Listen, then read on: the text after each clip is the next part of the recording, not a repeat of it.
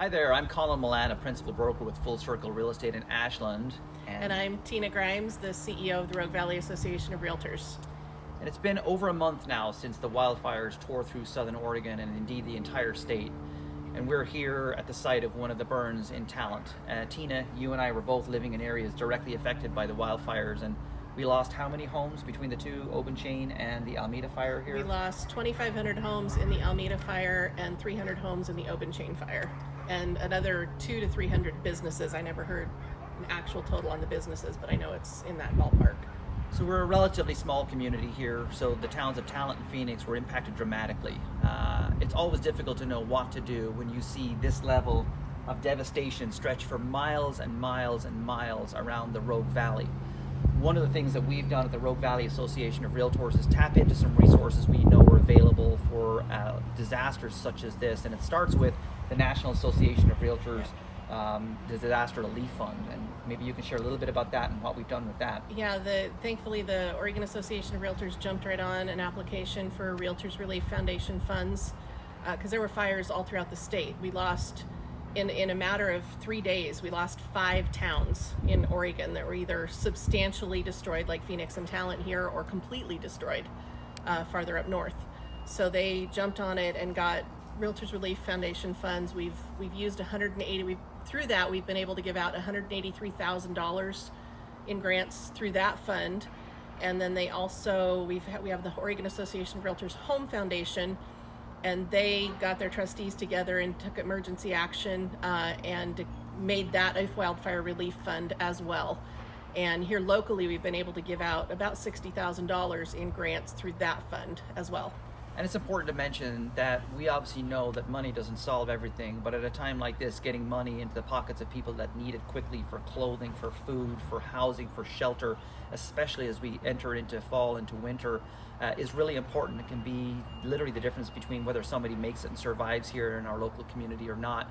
So one of the beauties of being able to administer money from this Realtor Relief Foundation, as well as the Oregon Home Foundation for the fire resources, we're able to get money in the hands of applicants within days of them applying. And so the grants range from anywhere from about $200 per individual that apply to $1,500, depending on their individual circumstances. And also the really important thing to remember about that is when you give $1 to the Oregon Home Foundation for whatever purpose, but in this case for the fires, every single penny of that dollar goes to the applicant. Yep. All the administrative costs that are related are directly borne by the associations. The membership dollars that pay association dues actually fund that component of it. So whether it's you, a family member, or a friend that wants to reach out and help, and trust me, we need it.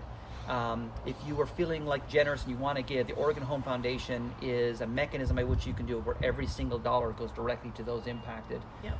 How many realtor members were affected that lived here? 11 of our members lost their homes. Lost their home entirely.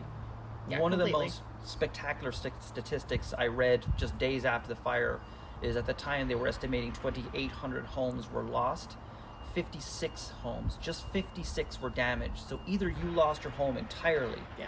and a tiny fraction were only damaged. And so you can see the level of devastation. Like I said, in a smaller community, there's families, there are workers, there are elderly, there are younger, older, single. Everyone was impacted by this.